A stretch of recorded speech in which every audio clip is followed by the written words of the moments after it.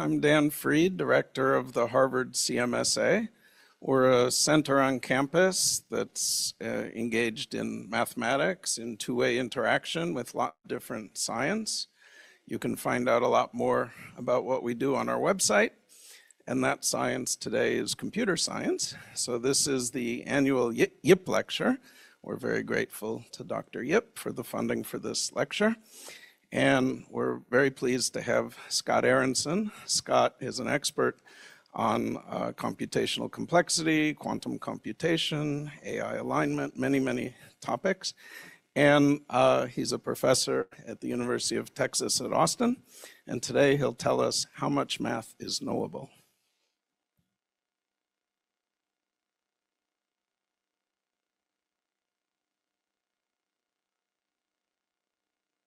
Okay, can you hear? All right, good. So thank you so much to Dan, who was my former colleague at UT Austin, but you know, Harvard is good too.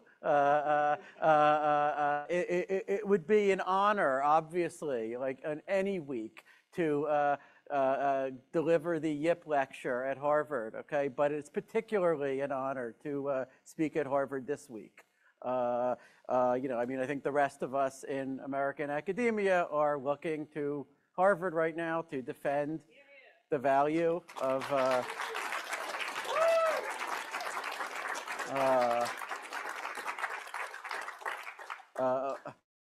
their enterprise. So, you know, fight fiercely, Harvard. But, you know, the truth is that, like, the more depressing, you know, the news is and the more is happening, like, the more my own thoughts turn to things like the knowability of mathematical truth. Maybe I'm weird that way, okay? But, you know, the same questions that would have bothered, you know, Euclid or Archimedes or, you know, actually, so here is Archimedes drawing his circles in the sand, you know, with the cosmos behind him, at least as imagined by GPT-4o. Okay. So the starting point for this talk is an observation that I think bridges math and computer science and physics and philosophy. Okay, and it's simply that, you know, even if mathematical truth is timeless, is Platonic, is eternal, our ability to know mathematical truths is inherently limited by our own nature as finite beings, you know, in space and time, who are governed by the laws of physics. Okay, so to illustrate that point, you know, I hereby present to you Zeno's finite time Goldbach decider. Okay, so Goldbach's conjecture, of course, is the statement that every even number, 4 or higher, is a sum of 2 prime numbers. Right? It has been checked out to many trillions. Certainly seems to be true.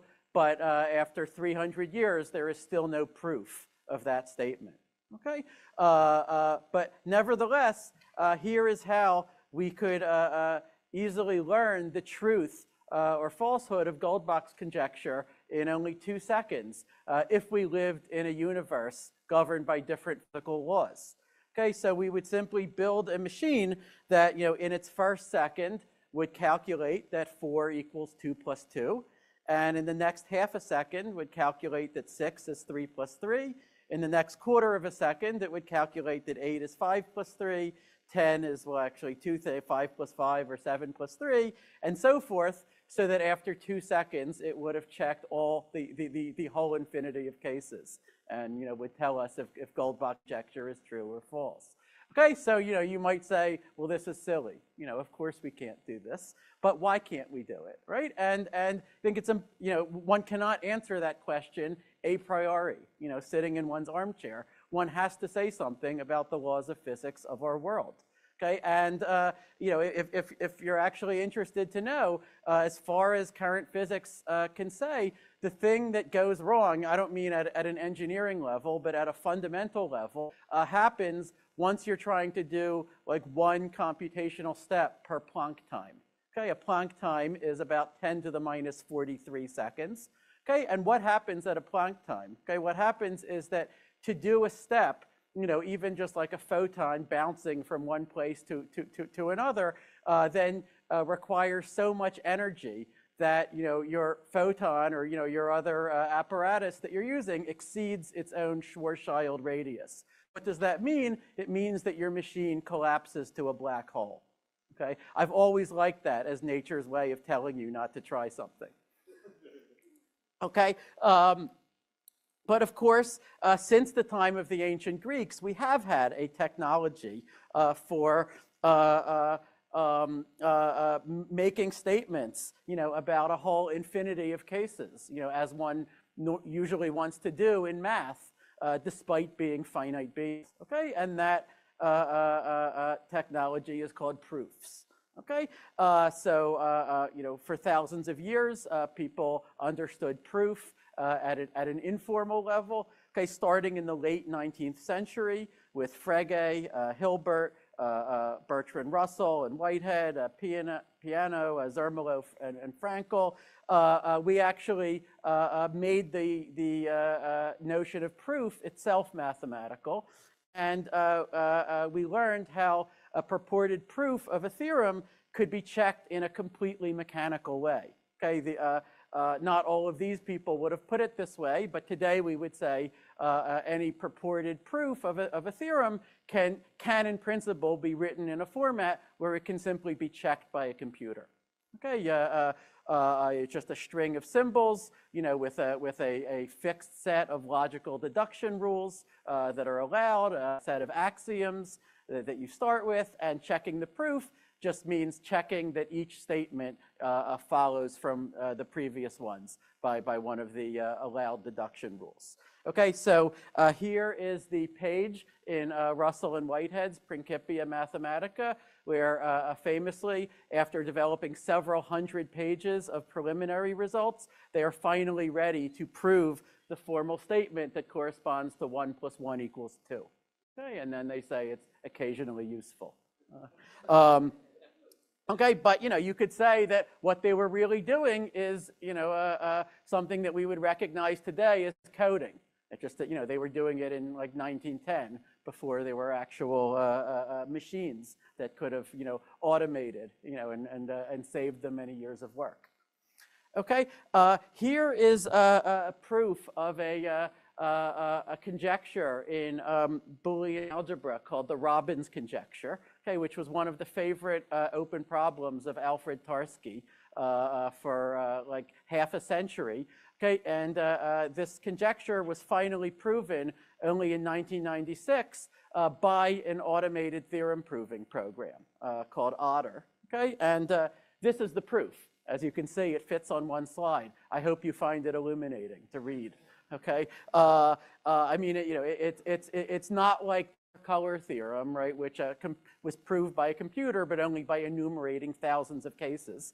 In this case, the proof is actually quite short. A human can check it. Okay, it's just that empirically, no human was able to find this sequence of manipulations. Okay, and this is actually a feat of automated theorem proving that has not been equaled again, even in the modern age of LLMs. Okay, although maybe it will be soon. Okay, that is certainly a thing many of us are looking at.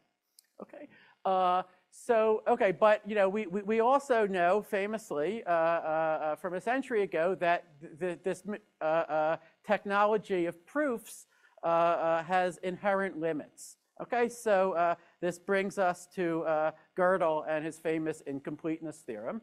Okay, and there's this idea that the proof of Gödel's theorem is somehow complicated, or involves all kinds of number theory, blah blah blah. No, I can show you the proof on one slide.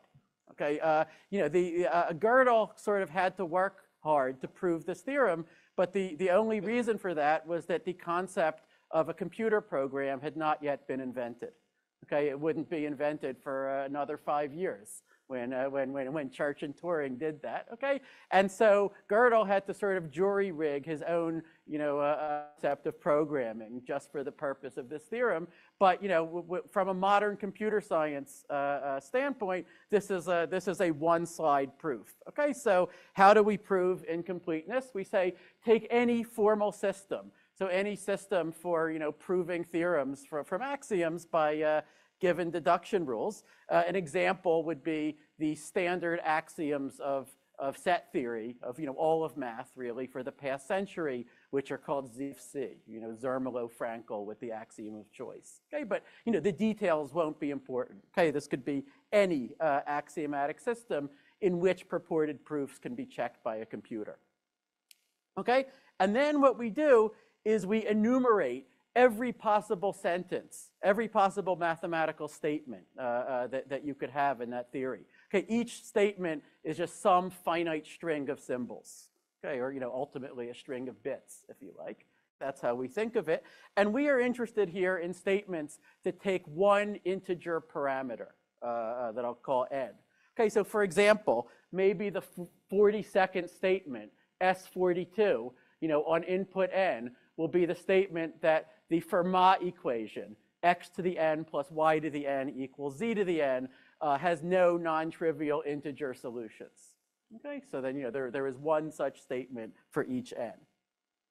Okay, and then we construct a new mathematical sentence, which I'll call phi f of n, and what it says is that Sn, so the nth statement, on input n, so you notice the same n appears twice, that statement has no proof in f. Okay, or in other words, if you write a computer program to enumerate all of the possible strings, then that program will reject every string. None of them will be a valid proof of Sn of n. Okay, so that is simply a statement that a certain computer program runs forever, and so it is clearly a mathematical statement, even a very concrete statement of arithmetic. Okay, and then the next thing you do is that you make a new sentence, gf, which is just phi f, where I give it as the input n, I give it the number of phi f itself in this list. Okay, the number at which it appears.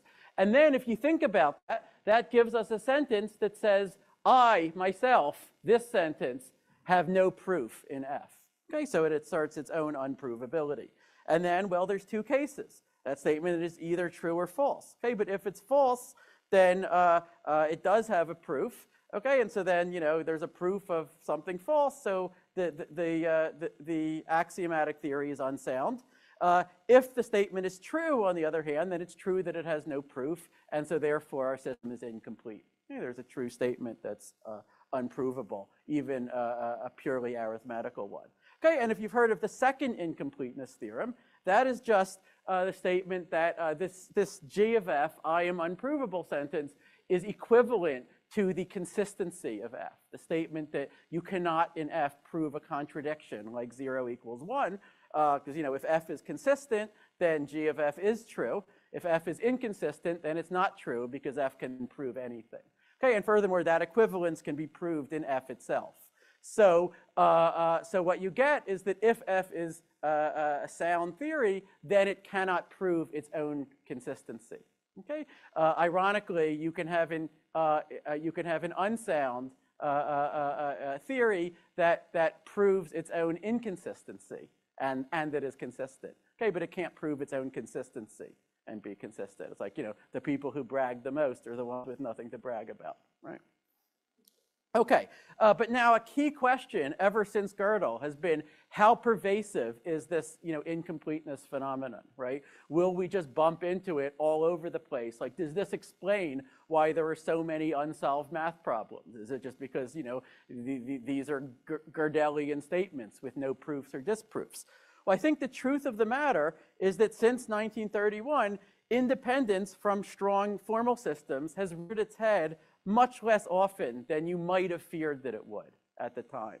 Okay, and in a sense, this is good news, right? I mean, imagine if Andrew Wiles, when trying to prove Fermat's last theorem, or Grisha Perelman, when trying to prove the Poincare conjecture, had just given up, said, it's probably another of these, Gödel sentences that just has no proof or disproof. Okay, I guess, lucky for all of us that they didn't, right?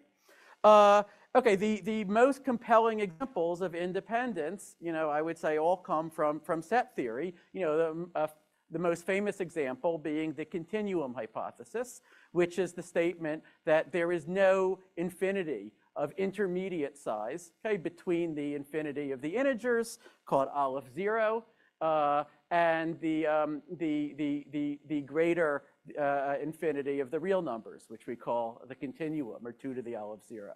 Okay, so famous work by Gödel and by Paul Cohen established that the continuum hypothesis can neither be proved nor disproved from the ZFC axioms of set theory. Okay, so in other words, if those axioms are consistent, then either answer can be added to those axioms without producing any inconsistency. Okay, so from one point of view, this is a real example. It's a question that people cared about. And the answer is, it is one of these independent things, okay? But, I think only some people would regard that as a real example of an unknowable mathematical truth. I think many others, probably including me, would regard it as, well, we have simply learned that the truth of the matter is that there is a multiverse of different possible set theories. Okay, there are set theoretic universes where the continuum hypothesis holds. There are others where it doesn't hold. And, that is, arguably the most that we're ever going to know, right? At least, if we don't want to argue about, new axioms. So, with statements of arithmetic, okay, which includes, Goldbach's conjecture, but also includes, most of the other things that we deal with in math, the Riemann hypothesis, P versus NP, can all be ultimately phrased as statements of arithmetic. There, we don't really have the same option of just saying there's a multiverse and be done with, and just being done with it. Okay, because like if I have a computer program, I think I know what it means to say that that program halts or that program runs forever. Right? If someone tells me, well, it halts in one axiom system and runs forever, in a different axiom system, then my immediate response will be to say, well, then screw your axiom systems, right? I just want to know what it actually does. It clearly does one thing. Okay, so I do think that arithmetical statements are fundamentally different in that regard. Okay, of course, Gödel's theorem is so striking precisely because it does apply to arithmetical statements, although not ones whose truth, we're really in that much serious doubt about. Okay, so I want to return to this theme of the pervasiveness of the Gödel phenomenon, and and like how soon, how quickly, as we explore math, does independence rear its head. But there's one other ingredient that I need before we do that, which is Turing's theorem. Okay, so the closely related concept of uncomputability. Okay, and once again, this is a one-slide proof. Really a half-slide proof. Okay, so here is the famous thing that Alan Turing did as a 22-year-old undergraduate in 1934. No pressure to any of you. Okay, which basically launched the field of computer science. Okay, he defined this notion of a Turing machine, which today we would simply call a computer, universal computer. It's an idealized mathematical model of what a computer is, what a program is. And then he proved that these programs have limitations. In particular, there is no program that can take as input some arbitrary other program and then decide whether it halts. Okay, well, what's the proof? Let P be such a program. Okay, so it takes as input another program M, and it tells you whether M halts or runs forever when M is run on a blank input. Okay, then it is easy to see that we can use P to create a new program that I'll call Q, okay, which takes as input a program M and now runs M on itself as input, runs M on its own description as input, And then if M halts on its own code, then Q will run forever. Whereas if M runs forever, given its own code, then Q will halt. So it does the opposite of whatever M of M does. Okay, this may look familiar from Gödel, right? And now, comes the twisting the knife step, okay? Where we give Q its own code as input. Okay, so we give, we run Q on Q, and if it halts, then it has to run forever. If it runs forever, then it has to halt. Okay, okay. So the only conclusion is that Q can't have existed, therefore P can't have existed either. Okay, and by the way, once we know Turing's theorem, then we can immediately deduce a version of Gödel's theorem as a corollary.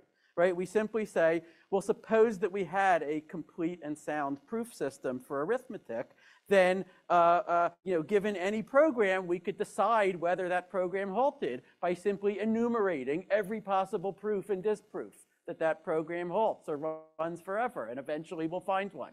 Right? But that would solve the halting problem, which we already proved was impossible. Okay? Therefore, there can't be such a proof system.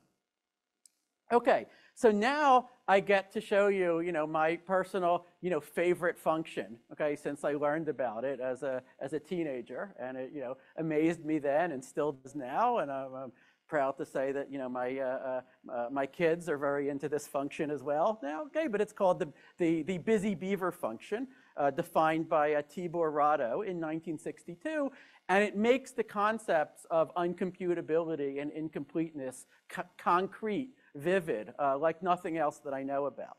Okay, so here is a Turing machine. Let's see if this animation will work. This is from Quanta magazine. It had a really beautiful animation of a Turing machine from an article about the Busy Beaver function. Okay, so this is what a Turing machine looks like. It just has an infinite tape, divided into the squares on which zeros and ones can be written. And then it has a finite state control. Okay, so the machine has some internal state, and the state decides what to do. And the things you can do are look at the current symbol. Depending on what the current symbol is, you can either leave it how it was, or you can overwrite it with a 0 or a 1, and then you can move one square to the left or one square to the right, and you can halt. Okay, and that's it. Okay, so in some sense, once you know those rules, then in principle, you can make Linux, you can make Windows, you can make Minecraft, any other software that you want. It's just all the programming languages can be compiled down into this. Okay. Okay, so now what is the Busy Beaver function? So, we could define it with any programming language, but we're going to define it in terms of Turing machines just to make things perfectly concrete. Okay, so we say Busy Beaver of n. The nth value of this function is going to be the maximum finite number of steps that any n-state Turing machine can make on an initially blank input before halting.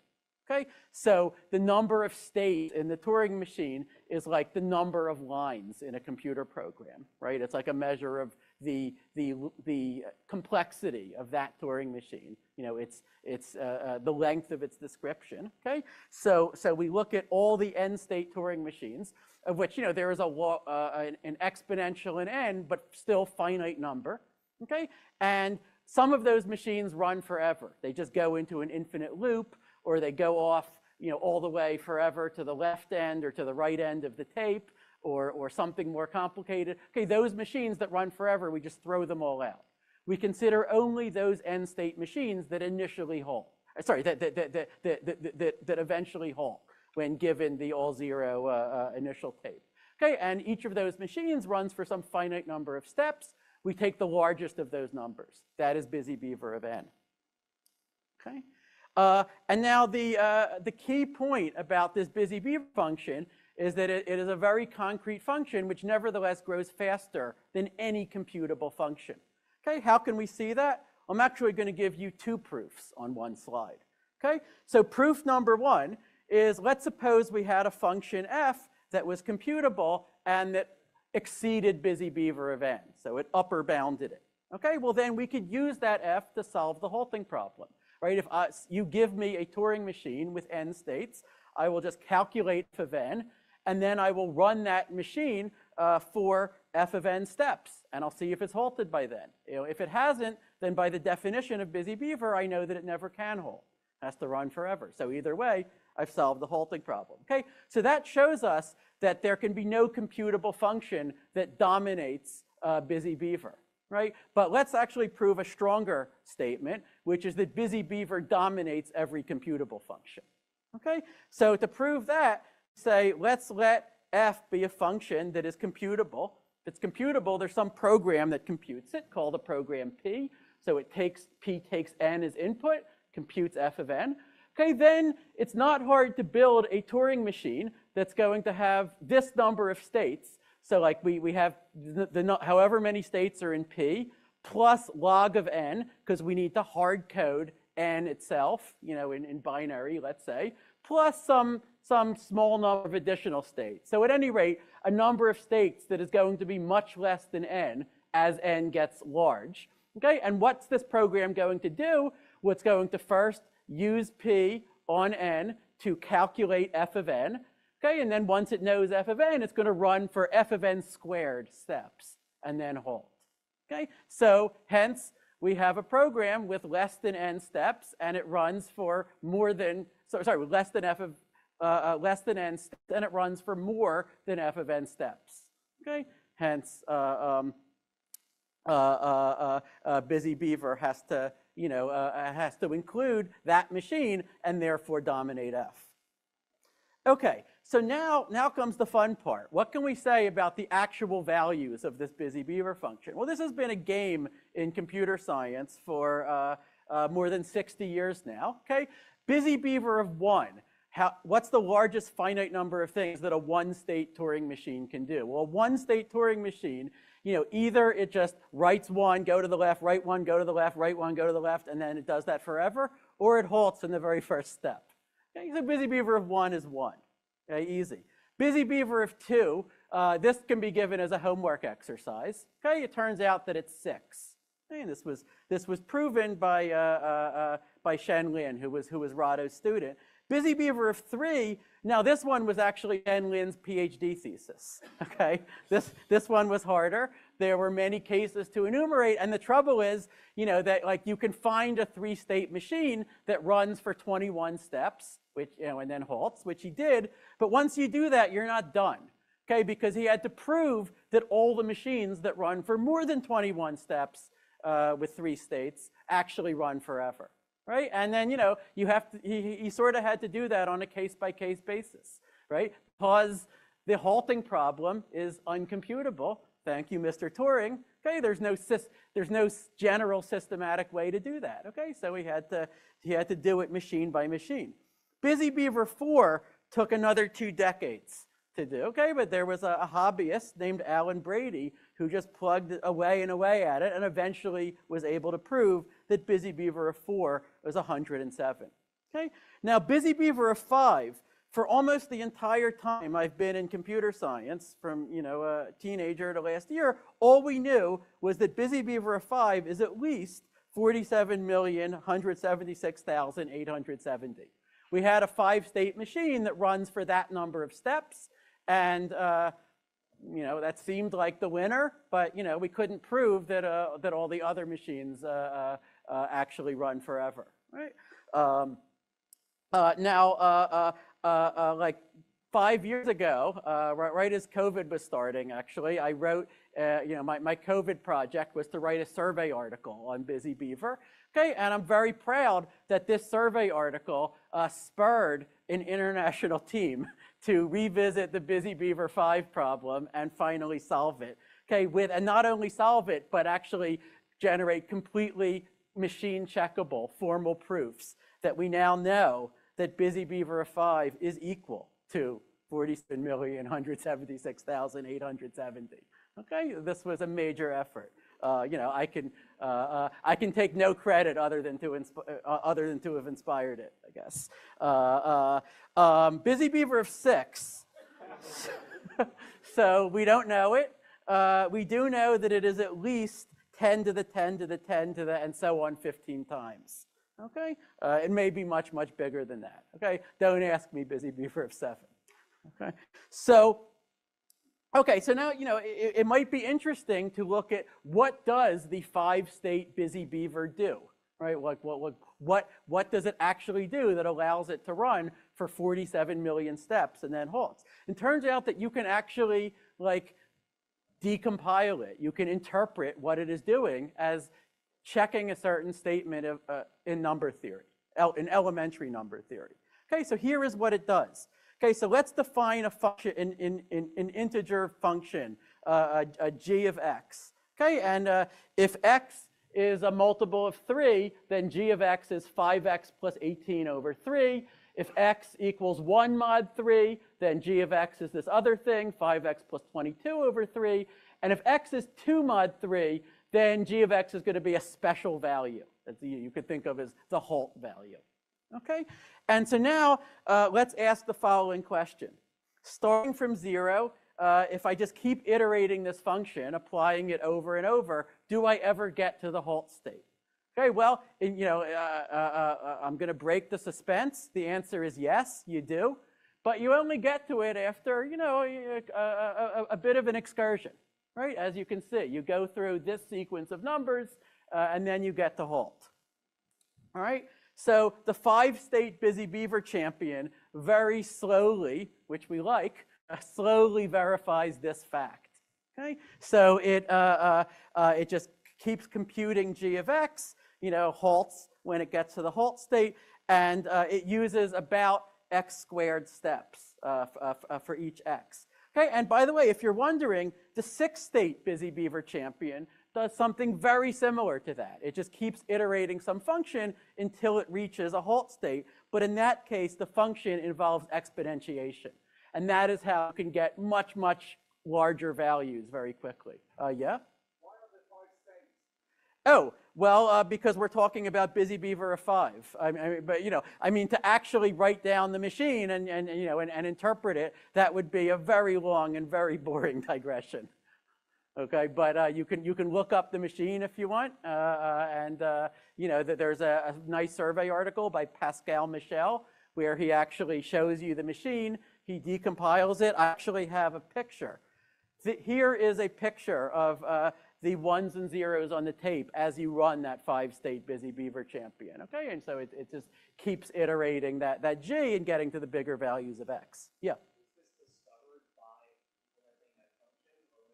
No, it was just, it was discovered by doing a search over Turing machines.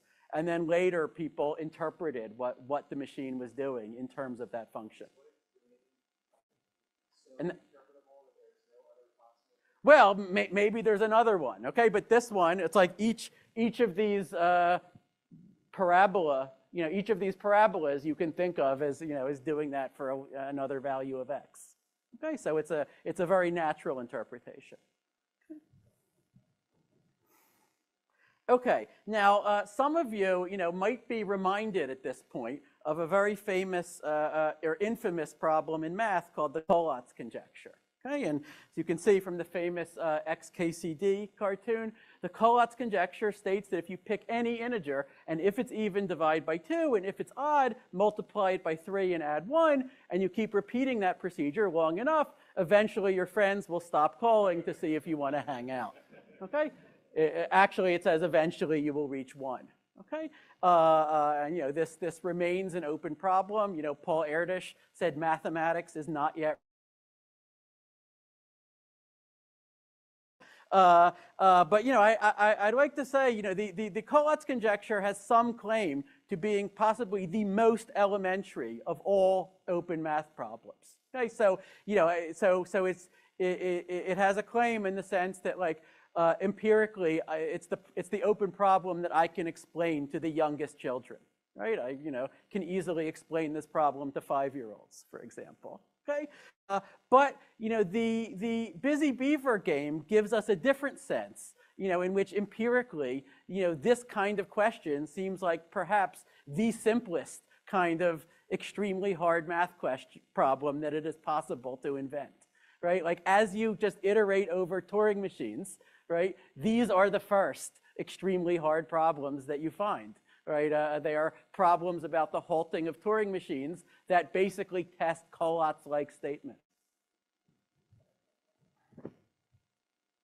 Okay, so now what about Busy Beaver of 6? Will it ever be known? Okay, well, the BB Challenge collaboration made another interesting discovery. Okay, they found that there is a 6-state Turing machine which halts if and only if, starting from x equals 8, when you iterate this function, so g of x is 3x over 2 if x is even, or 3x minus 1 over 2 is odd, and you just look at all the numbers that you've generated so far, then at any point you ever have more than twice as many odd as even numbers. Okay, if that's ever true, you halt, otherwise you run forever. Okay, so what do you think? Run forever or halt?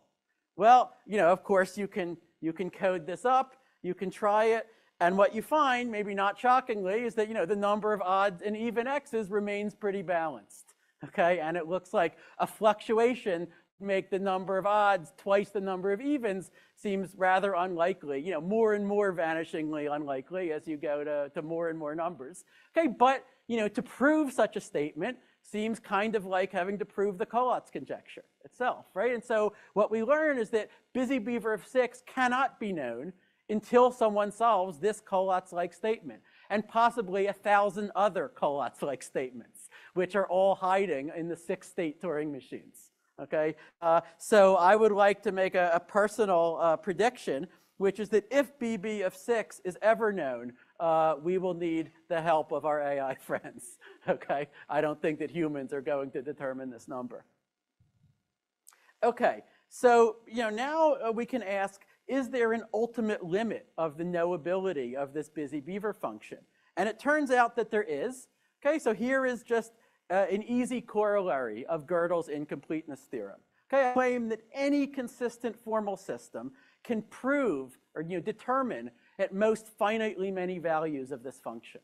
Okay, why is that? Well, let me just show you very concretely and constructively why. Okay, suppose that you build a Turing machine, so a program M, that has n states, and what it does is it lists all the possible theorems in F, one by one, just applying the inference rules in every possible way, and it halts if and only if it ever finds a contradiction. Let's say a proof of 0 equals 1. Okay, so now let's suppose that our formal system F proves the value of Busy Beaver of n. So like it proves that Busy Beaver of n is equal to k, for some integer k. Okay, well then at that point F would also prove whether M halts, right? Because M is an n-state machine, and so F, in F I can just give an execution trace of M where I run it for k steps. I check whether M has halted by then. If it hasn't, then I know that it runs forever. But if it runs forever, then I know that F is consistent. And therefore, F has proven its own consistency. Okay? And Gödel tells us that that's a no-no. Okay? So this was, an argument that tells us that there is some n at which the value of Busy Beaver of n stops being determinable by, the axioms of math. It doesn't tell us which value. Okay, so a decade ago, I got curious about that. Like, is this value, is it more like 10 or is it more like 10 billion? Okay, like, let's talk price here. Okay, so I got actually a student, I was then at MIT, named Adam Yedidia, and he and I did a project which was, as much software engineering as it was math, to try to build a Turing machine with as few states as possible that does this. Okay, and we managed to get down to 8,000 states. Okay, so we proved that the value of Busy Beaver of 8,000 is independent of the usual axioms of set theory, of ZFC, assuming some consistency statement that's a little stronger than the consistency of ZFC. Okay, for this, we used work by Harvey Friedman, okay, but in logic, but the most important idea that we had to get down the number of states was something that we called introspective encoding. Okay, so this meant that instead of just directly trying to enumerate all the theorems, we first wrote onto the Turing machine tape a program to enumerate the theorem. It was written in some higher level language, and then we interpreted that program. Okay, so we had another part of the Turing machine that runs this program that's on the tape. So it's like a multi-stage rocket. Okay, and and that actually saves you a lot of states when you do that, right? You can even do multiple layers of it. Okay, without that, we would have needed more like 100,000 or 1,000,000 states. Okay, and since then, Stefan O'Rear and Johann Riebel have managed to improve our result to show that Busy Beaver of 745 is independent of the axioms of set theory. Well, good question. Yeah, I was, but it's still nice to know. So in fact, I would actually ask whether it's even much smaller than that. Okay, so here's my question. Like, what about Busy Beaver of 8? Is that one already independent of ZFC? I would kind of like to know, right? We've got 2 orders of magnitude now between, Busy Beaver of 5, which we know, and Busy Beaver of 745, which we know that in some sense we can't know, at least, within the resources of ZFC. Okay, so like how far do you have to go before you, reach the abyss? Okay, but now in the remaining, so this was all a story about computability and provability, about which infinite questions sort of can or cannot be reduced to checking a finite proof or doing a finite calculation. Okay, but in modern computer science, starting in the 50s and 60s, when people started to use actual computers to do things, they realized that very often that's not the most important question at all, right? Very often the questions we care about are ones that we know that we can reduce to some finite calculation. The problem is that all the obvious ways of doing that would give us a calculation that would take longer than the age of the universe. Okay, so now again, we want to talk price. We want to talk numbers, right? We want to say, there is finite and then there is finite, right? There is, let's say 1,000,000 lines or 1,000,000 steps, which we can check with our computers, and then there is a Googleplex steps, okay, which is finite, in the formal sense, but which does not fit within, the observable universe. Okay, so we want a sort of conceptual vocabulary to distinguish those cases. Okay, so even when finite proofs exist, they could take longer than the age of the universe to write down, but it's more than that, because it's even when there are short proofs. Even when some theorem has a proof that's, let's say, 1,000,000 bits long, right? How many different strings are there of 1,000,000 bits? Well, there's 2 to the 1,000,000 power. Okay, that's way more than the number of subatomic particles, in the observable universe, which is merely 10 to the 85 or so. Okay, so because of exponentiality, even short proofs could take longer than the age of the universe to find. Okay, and this issue was actually very, very lucidly noticed by our old friend Gödel. Okay, in a letter that he wrote to John von Neumann in 1956, okay, which was lost for decades and then rediscovered. But von Neumann at the time was dying of cancer in the hospital.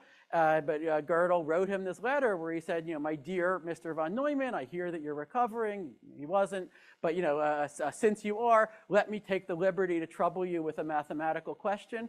Okay, and he then asked what we would immediately recognize today as the P versus NP problem.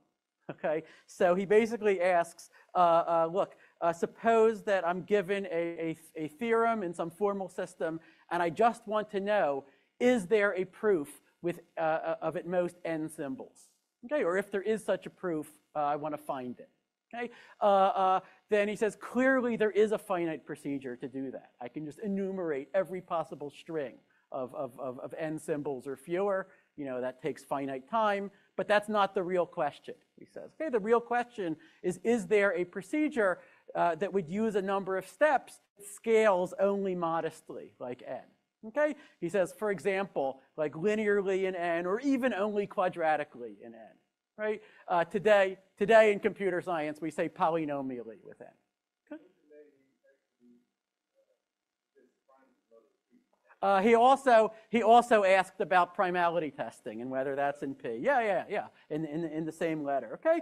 But he says, okay, if a procedure existed to find proof of size n in only, n or n squared steps, whenever such proofs existed, that would have consequences of the greatest magnitude. It would mean that the mental effort of the mathematician could be completely replaced by machine. And then he adds in a footnote, apart from the postulation of axioms. Okay, so basically he's saying you would simply have to choose an n so large that either there's a proof of length n, or else maybe you don't even care anymore. Right? Proof's just too long. Okay, but in any case, finding proofs would then be not only somewhat harder than just checking the proofs, than writing them down. Okay, so this leads us to P versus NP. Okay, which is here it is in the Simpsons episode. Okay, here's P, here's NP. So basically, I'm not going to go through defining all these things, but P is polynomial time. It's the class of all the problems that we can solve with a standard digital computer using a number of steps that grows like the size of the input raised to some fixed power, or in other words, polynomially. Okay, that actually includes most of what we do with our computers on a day-to-day basis, basic arithmetic, even more interesting things like solving linear systems of equations, finding matchings in graphs. Okay, NP stands for non-deterministic polynomial time. Note that it isn't not polynomial. Okay, NP is the class of all the problems where if the answer is yes, then there is a short proof that it's yes, and that proof can be efficiently checked. Okay, so a canonical example of a problem in NP is factoring, right? Like I give you a huge composite number and I ask you, for example, does it have a prime factor ending in 3?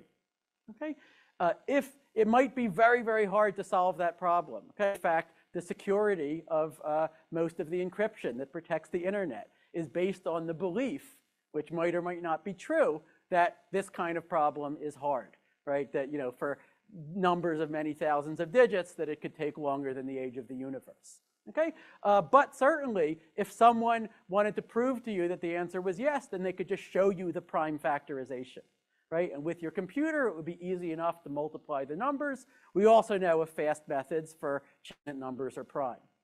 Okay, now at the top of NP are the so-called NP-complete problems, and these are in some sense the hardest problems in NP.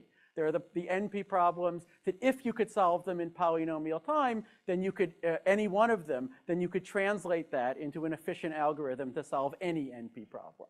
Okay? The great discovery of the early 1970s that really started theoretical computer science as we know it today was that not just one or two, but hundreds of the problems that people most care about. So, satisfiability, fitting suitcases into the trunk of your car, scheduling flights for an airline, Sudoku, Super Mario, as well as various less useful things like industrial optimization and so forth. Okay, these are all NP complete, and in fact, whenever you have a problem with a bunch of sort of constraints that might or might not conflict with each other, relating a bunch of different variables that could be set independently, these problems tend to be NP complete unless they have a very good reason not to be. Okay, so then there's P, NP complete, and then there's this no man's land, right? There is this stuff that, as far as we know, is somewhere in the middle, like factoring, things that are very useful for modern cryptography, also determining if two graphs are isomorphic. Okay, and now the famous open problem is just, is P equal to NP? So in other words, whenever you could efficiently check a solution, then can you also efficiently find one? Okay, or we could equivalently ask, is any NP-complete problem solvable in polynomial time?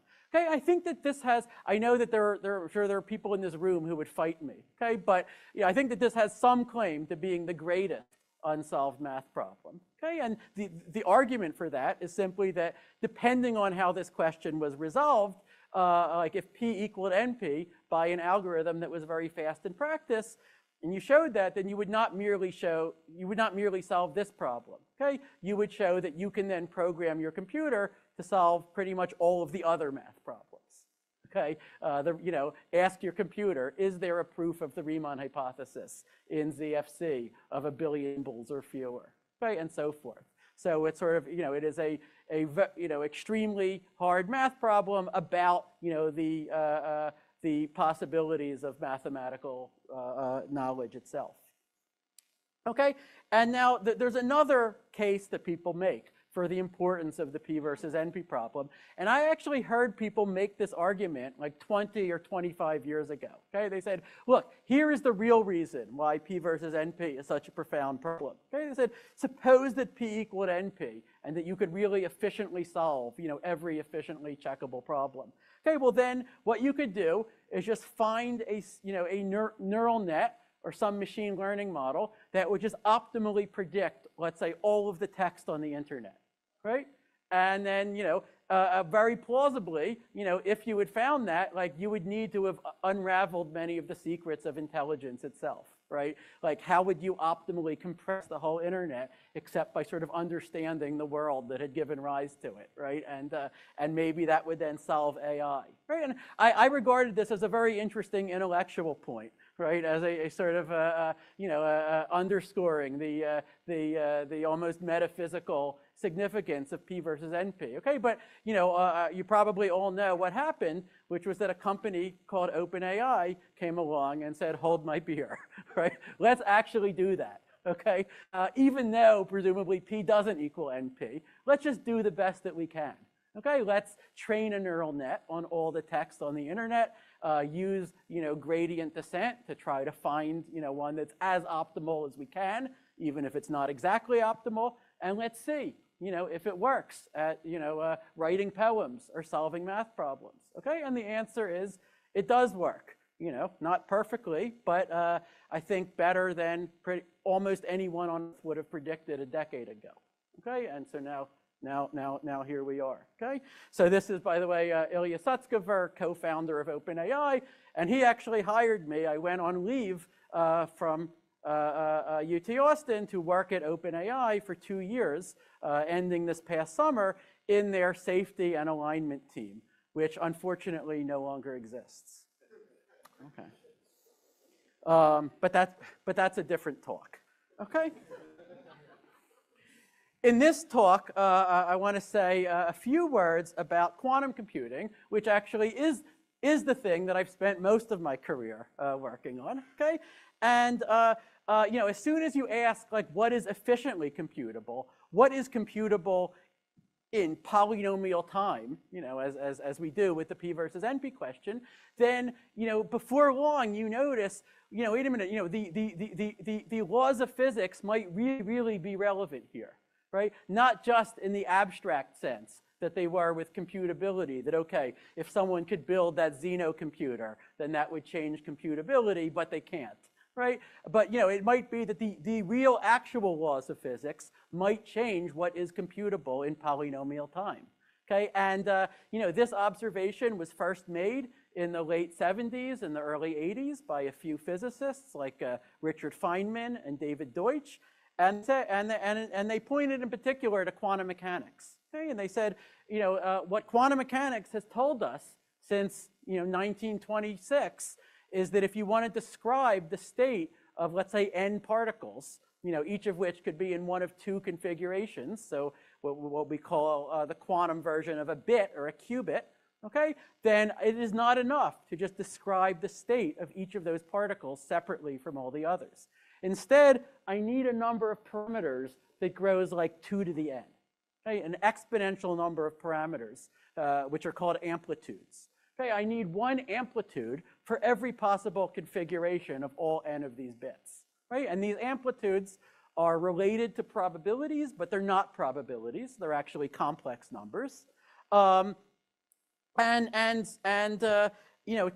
simulate let's say the physics of some chemical reaction or some material, and to actually make predictions, I may need to keep track of this exponential number of parameters, okay? And on its face, this seems exponentially hard to simulate. on a classical computer for a somewhat different reason than why the NP-complete problems seem hard, okay, but related, right? You again have these exponentially large sums to keep track of.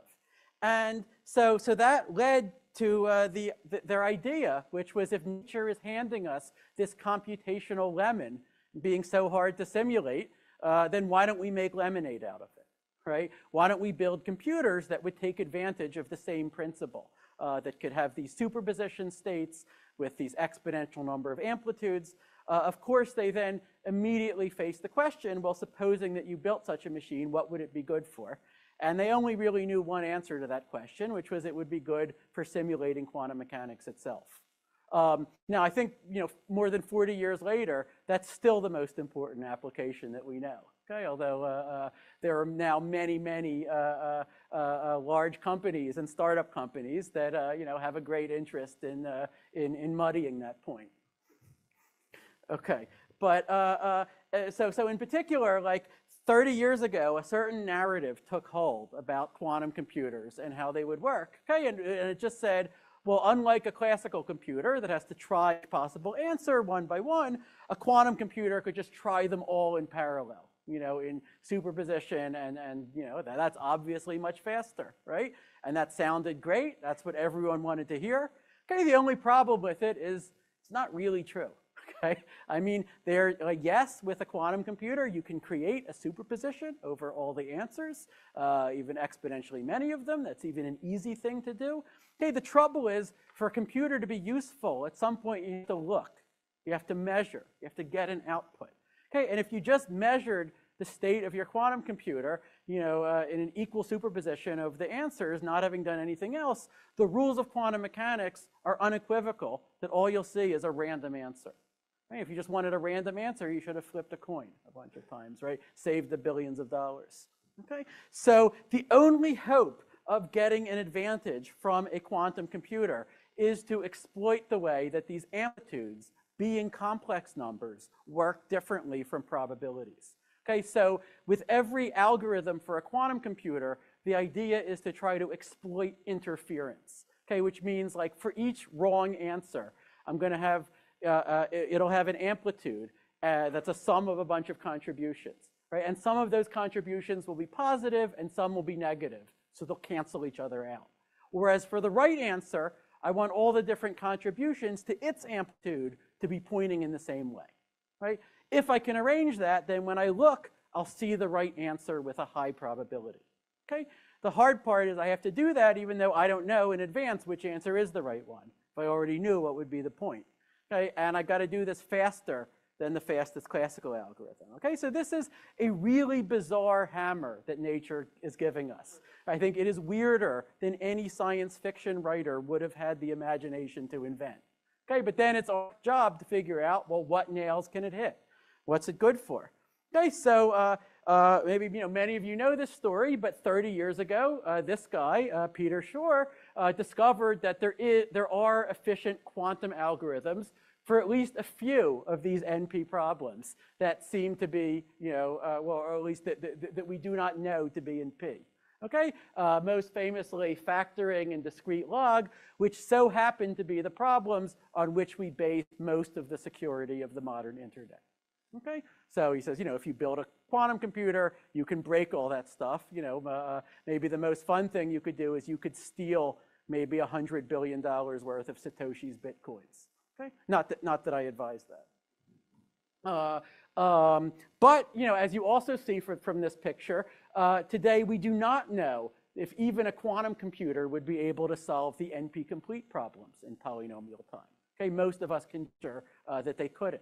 Okay, so quantum computers seem to change the limits of what is efficiently computable, and therefore what mathematical statements are knowable by us, in this world. Okay, but they only change it in a sort of slight and subtle way, right? Letting us solve some problems and not others. Okay, and so I know many people would like to know, well, where are we now with building quantum computers? So in December of last year, the group at Google in Santa Barbara announced that they built a chip called Willow with 103 superconducting qubits. And that using this chip, they got some new mathematical information from the universe that we would not know how to get classically, with any known algorithm, with the largest currently existing supercomputers in less than 10 to the 25 years, okay, which is much, much longer than there's been since the Big Bang. So you might ask me, what is that information? Well, it basically says this sequence of 103-bit strings are statistically likely outputs of such and such random sequence of quantum operations. So, now I didn't promise you that it was going to be interesting or useful information, okay? In fact, it is information that we don't even know how to directly check is correct in less than 10 to the 25 years. So, that is a problem. Shor's algorithm would eventually fix that, but that seems to require an error-corrected quantum computer, which we don't yet have. We're making progress. Okay, so you could ask, is there anything beyond quantum computing? And there's this statement called the quantum extended Church-Turing thesis, which says that all physical systems can be simulated efficiently, meaning with polynomial overhead, on a quantum computer. Okay, so this would say, once we get to quantum computing, this is just the end of the line. This is the right answer for what is efficiently computable in nature. Okay, but is that true or false? Well, it is some empirical claim about the laws of physics. Okay, if it were false, then even more mathematical truth could be knowable to us. So what is the status of this thesis? Okay, so there's, fun ideas that people have had. I think my favorite is the relativity computer. Why does quantum mechanics get all the love, right? So the relativity computer is very simple. You start your computer working on some very hard problem, maybe an NP-complete one, then you get on a spaceship, you accelerate to near the speed of light, you return to Earth. Now billions of years have passed in Earth's time. All your friends are long dead. Civilization is dust and ashes. But if you can find your computer in the rubble and it's still running, then you can get the answer to your hard problem. Okay? So why doesn't anyone try it? Well, there are some issues with energy, right? To get enough fuel to power this spaceship, it seems like maybe you would again need to create a black hole. Closed time-like curves, again, Gödel himself was one of the first to think about solutions to general relativity that involve time travel to the past. Okay, and you might say, well, if time travel to the past existed, then we'd be good to go. We could just keep reusing the same time over and over and solve super hard problems that way. I don't think that really works because it ignores the need for causal consistency. The grandfather paradox. What happens when you go back? You kill your own grandfather, and then you're not born, and therefore you don't kill your grandfather. So what's going on? So David Deutsch, same guy from quantum computing, in 1991 proposed a quantum mechanical resolution of the grandfather paradox. He basically said a closed time-like curve, if it existed, would just be some region of the universe where nature is forced to find a quantum state that is left invariant by whatever happens around that curve. Okay, and then he proved a theorem that says that in finite dimensions, at least one such fixed point always exists. So, for example, the resolution of the grandfather paradox would simply be, you are born with probability half. If you are born, then you go back in time and you kill your grandfather. Therefore, you are born with probability half. Everything is consistent, there's no paradox. Okay? Okay, but Deutsch also pointed out that just enforcing nature to find a fixed point of some given evolution, we could again be forcing nature to solve a very hard computational problem, right? Just like in the science fiction movies where someone goes back in time and tells Shakespeare what plays he's going to write, right? And Shakespeare says, oh, thank you, you saved me a lot of effort. And so, everything's consistent, but, Hamlet somehow popped into the universe without anyone writing it. So just how hard of a problem can we solve? In 2009, John Watrous and I had a paper where we showed that you could solve exactly the problems in the class P space, which is everything you can do with a polynomial amount of memory, possibly an exponential amount of time. And we have a paper from last year that says that if you could send an unbounded number of bits back in time, then in some way of formalizing that, you can actually solve the halting problem. Okay. So, all right, so that brings us the last thing, quantum gravity. Roger Penrose believes famously that the union of quantum mechanics with general relativity is going to lead to literal Turing uncomputability in our world. He also believes that that follows from an argument based on Gödel's incompleteness theorem, and that it underpins human consciousness. Suffice it to say that each individual step of that is rejected by most of us. Okay, but modern work in quantum gravity, specifically in the ADS-CFT correspondence, which came out of string theory, hints at, possibly the exact opposite statement, that even a quantum theory of gravity that lives in what's called a bulk spacetime is dual to, or can be mapped to, some isomorphic theory that just lives on the boundary of that spacetime, different number of dimensions. That boundary theory is just an ordinary quantum field theory called a conformal field theory, so presumably is computable. So if this is true, it suggests that even quantum gravity should ultimately be computable. Okay, but there is recent work by my former students, Adam Boland and Bill Pfefferman, and my former advisor, Umesh Vazirani, okay, where they show that the dictionary, the mapping between the bulk states and the boundary states, computing that seems to involve solving problems that are hard even for quantum computers. So does that mean that the quantum extended Church-Turing thesis is false? Does that mean that we can actually do something beyond what a quantum computer can do if ADS-CFT is the right description of quantum gravity? Well, I don't know, because I don't know how to project myself onto the boundary of the universe. Okay, like I don't know, even as a thought experiment, what does that mean? But ultimately these are questions for physics. So to summarize, one way to describe math is that we are finite beings trying to apprehend the infinite. Okay, as like fluffy as that statement sounds, the Busy Beaver function accomplishes the incredible feat of actually quantifying it. But even the finite can exceed the scope of the cosmos, and that is where we need physics and computational complexity theory. Quantum computers look like they're already slightly expanding the scope of what mathematical statements we can learn, and hopefully we'll do more in the future.